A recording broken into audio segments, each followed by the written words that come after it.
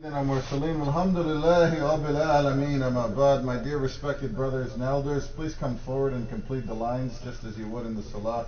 The khutbah is part of the salah, so you wouldn't break the lines into one, so please don't break the lines in the other.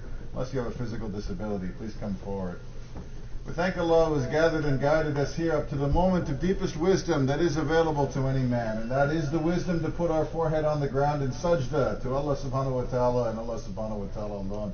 Almighty Allah, we testify that there is no one worthy of our worship, our praise, our devotion, or our sincerity except you. We testify that the last messenger on this earth was a man, a human being, named Muhammad ibn Abdullah. And 1400 years ago, you blessed this man with the last, final, and perfect revelation from you to us, which we know today as the Holy Quran, and that this book is free of any deviation, any error, any distortion, or any departure from the truth. We say these things in English and we say these things in Arabic. When we say, La ilaha illallah Muhammadur Rasulullah, which is the constitution that defines the relationship of man to God, and therefore the only thing that defines the relationship of man to man. As to what follows, my dear brothers, in the last khutbah, I don't know if it was the first one or the second one, but in the last khutbah I was asked by many brothers what I thought about the whole cartoon situation and the protests and all of this sort of thing, and I gave a 45-minute response which was not recorded, but it can be summarized best by one line within it, which was to say,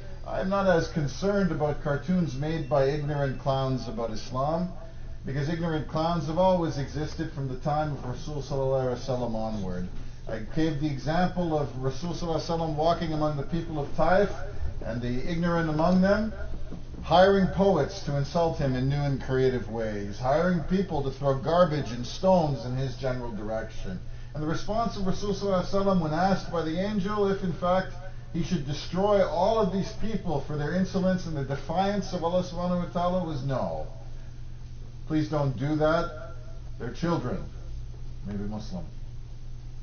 And so we see in this an example of a broader theme, which is that the people that really make cartoons out of Rasul sallallahu alaihi wasallam are not so much these clowns in parts of California or wherever they are, or Denmark or other countries. The people that have really made cartoons of this deen are we, Muslims. We have made cartoons of this deen because we haven't bothered to understand it, to explain it, to live it, to practice it, in such a way that it would be obvious to anybody why it is that they should, in fact, embrace our way of life. We live in a world that is bereft of the mercy of God, not because God has denied it to us, but because we have actively opposed it. We live in a world where violence and intimidation and force and money and power are crude, blunt instruments that deprive man of his decency and his dignity, and where nobody has said or offered anything remotely approaching an alternative from either the so-called Muslim community or the so-called non-Muslim community. Today, people of faith, in the main, are basically cowards. They're cowards because they refuse to stand up and define what it is that they believe. They refuse to point out in obvious ways the difference between right and wrong. They refuse to challenge and transcend the system that they see in front of them, much in the way that the people of Abraham said the noble prophet Ibrahim, may Allah be pleased with him, when asked, why do you pray to idols? We pray to idols because it is that we found our fathers doing so. And would you deny us the ways of our fathers? Fat put this man in the fire. And this was their enlightened, sophisticated, and rational response to the basic question of why it is that a man would put his forehead on the ground to an inanimate stone that he himself had cut. The ones who have made cartoons of this deen are we the Muslims, and I will tell you why. This khutbah is not nominally devoted to the subject of Zakat, the subject of an economic system and a way of thinking and a way of life that defines the Muslim and separates him from the non-Muslim, that defines the quality of a proper Islamic government, the likes of which simply don't exist in this world and haven't for at least probably several hundred, if not 1,000 years. But the deeper point about the subject of Zakat is what its absence in the Muslim community says about our lack of understanding of our own deen. The deeper point about Zakat is what the absence of non-Muslims understanding it reveals about what we've done to explain our deen. And the final point about Zakat is it reveals a way of looking at the world that makes the present systems of government, both capitalist and communist to the extent that they've existed, a laughable joke. Several weeks ago, the Americans had in their political process a convention. Each of their parties stepped forward. The Republicans featured an actor who spoke to a chair, and the Democrats featured some articulate, thoughtful people who said very interesting and nice things. In fact, one of those people, Bill Clinton, was a former president of the United States, and he stood over a period of economic prosperity that Americans are very impressed with. He delivered, I think it was an hour and a half defense of democratic values and liberalism that many people have called the finest defense of American liberalism delivered in the last 50 years. It was a beautiful speech, among the finest I've ever heard delivered by an American. It was thoughtful, it was considerate, it explained a lot of things that were otherwise confusing.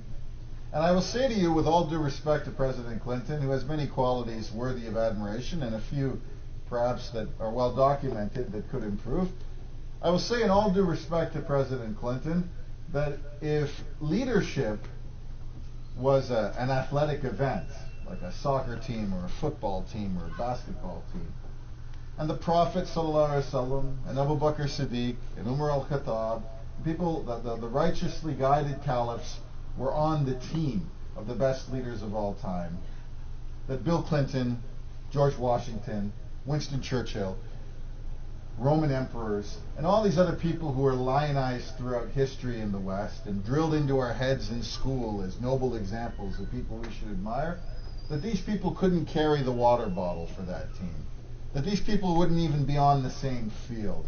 They wouldn't even be allowed to clean the toilets that the team used in the locker room after the game was over. Now, Muslim people generally aren't supposed to talk like that. In the modern age, Muslim people are supposed to run when any wise and noble professor talks about how backward and silly and foolish we are. We're supposed to sit there and awe and talk about how we modernize our deen, how we make it more fitting with the times. Well, the reality of the situation is the reason I made the statement that I did, as sharp and controversial and obnoxious as some of you may find it, is quite simple. The reality of the situation is that the present system of man governing man is a greedy, farcical, cruel joke. The present system by which man governs man is such an abject disaster that it has produced more wealth than at any point in human history, and the poorest distribution of that wealth utterly imaginable. You could put a 5-year-old and give him darts and have him throw darts at a wall to allocate wealth among people, and that 5-year-old would probably do a better job than the economic system we have in place in the world today. And that's a cold and simple fact. By any measure, if people from another planet, assuming they exist in some way, shape, or form, had descended on this earth and said, how is it possible that you could come to a city like Toronto, that you could walk outside a series of quote-unquote bank towers that control hundreds of billions of dollars in assets, and that there might be a man sitting outside those bank towers on a sewer grate to remain warm, hoping that he might get a dime or two to prevent cold and starvation from setting in? How is it that none of that hundreds of billions of dollars ever trickles down to his fundamental humanity?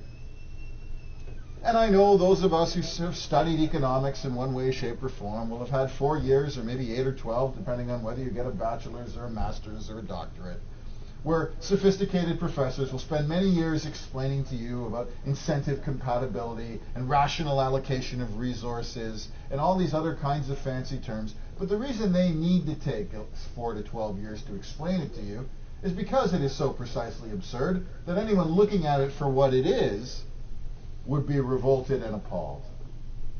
You know, many people talk about the fact that Rasul Sallallahu Alaihi Wasallam didn't have an education.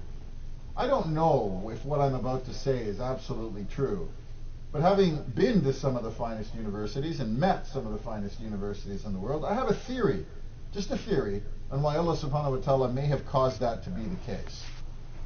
I think that when you go to educational systems, you're taught over and over again, not so much to think for yourself, but to accept what other people think. I think you're taught to memorize and repeat and justify all kinds of elaborate arguments to tell you that wherever you're from is the smartest place on earth. Whatever system you live in is the best ever devised. However it is in your particular time is the end of all history because no one's ever done it better. And a free-thinking man, a man who isn't educated by these kinds of basic lies and falsehoods, instead looks at something for what it actually is. His mind is unencumbered by the prison of bad ideas. And so it is that many of us, myself first and foremost, who spend a lot of time in a university system, have to almost spend an equal amount of time ripping what that system has taught us out of our heads to see the world clearly. Because the world runs on ideas, but the problem is that very few people know what they actually are. What instead they remember are elaborate justifications of these ideas, as opposed to what really is. So let me define capitalism for you in its present way, shape, and form. Capitalism is the idea that the people who are best positioned to allocate money in society are people who already have it. That's it. That's what it means. It means that the laws of society have to be organized to protect people who already have a lot of money, because they're always in a minority from the millions and millions and millions of people who don't. Police forces are constructed and paid for to protect property rights. Who has property? Well, I'll tell you. In feudal times, it was a lord who actually had the people who worked on his land, which was the dominant asset. They actually were part of his possessions on the land. It was so extreme that in feudal times, a man could actually take another man's wife who worked for him as his own property on her wedding night. This is not something I made up. This is an actual fact. That's how extreme property rights existed. Property rights were so entrenched in this way of life that slavery was allowed. It was allowed for a man to own another man and sell him like a commodity to somebody else, regardless of whether that man wanted to be sold. And people were kidnapped from one part of the world, shoved on ships in horrible conditions. 20, 30, God knows how many million people died along the way. And they were sold like cattle from one place to another. This is the forerunner of the modern capitalist system, where people started to complain about things like that. People got a little upset about 5-year-olds having to work in factories and losing their hands. People got upset about people being thrown into prison because they had to pay a medical bill, or, keep the lights on when lights were invented in their home. So various reforms were enacted. Public education was allowed. A slight welfare system was brought back from the Roman times. And so we patted ourselves on the shoulders, but the basic structure of the laws has never changed. The basic structure of the laws is that those who have assets are smarter, better, wiser, juster, more disciplined than those who don't. Regardless of the fact that those of us who actually have money and those of us who know a lot of people who do recognize that this is an optical illusion at the best of times, that is the structure of the system of laws. That is why an ordinary person can't talk to 25 other ordinary people and put their money together in a security, because they're not described as a sophisticated investor. But 25 wealthy people who have over $1.5 million in assets can do exactly that, aggregate their capital. That is why the court system is to the benefit of people who can hire the most sophisticated lawyers, and equal access to protection under the law is determined by access to legal counsel, which is extremely expensive. It's why nobody will ever sue a Canadian bank and win in my natural lifetime. Because not only is the sheer cost of it impossible, finding a law firm to actually represent you, because all of them work for the banks in various ways if they reach a certain size, is again almost impossible. So forget what you are taught by anxious tenured professors looking to convince you that you go to bed at night in the greatest country on earth. The reality of the situation is that the system of laws in a capitalist system is one that says that resources need to be allocated by and for the benefit of those people who already have them. You may be equal in some ways under the eyes of the law, but in economic terms, you don't count. Now, people had a problem with this, so Western people devised an alternative called communism. Communism was the idea, no, we can't have the resources allocated by the wealthy, because all kinds of terrible things will happen. You'll have income inequality and riots in the street. So we'll get a government to do it. But we don't believe in a God. We don't believe in right and wrong. We think people can decide for themselves everything in their lives. And so what happened is a group of people that nobody really elected, or that nobody knew anything about, got to decide when you got a refrigerator, or when, electricity worked in your home, or whether you could get a sofa, or indeed what the price of bread should be. And of course, those of us who have experienced communist countries, at least even at a distance, recognize the sheer number of decisions that these central authorities had to make so overwhelmed them that there were bread lines in the street. You had to wait 3 years to get a fridge. And basically the economy was a disaster. So we have these two sorts of ideas, both of which are intrinsically ridiculous in terms of the advancement of man. And believe it or not, Muslim people were so lacking in understanding of their own way of life that they accepted both of them. Muslims were some of the biggest communists in the world and joined these parties and assassinated leaders and had military coups. And Muslims are some of the biggest so-called capitalists in the world, endorsing the free enterprise system. How do I say they endorse it? There's trillions of dollars of our wealth that are stored in American and Swiss and European banks. You can say what you want about La ilaha illallah Muhammadur Rasulullah, but if you take your money and put it in the land of riba, you've endorsed that system as being the way that is best. You vote, as they say, with your feet or your wallets. But now I'm going to return to this supposedly uneducated man, Rasul Sallallahu Alaihi Wasallam, who was educated by God and therefore free of the need to be educated by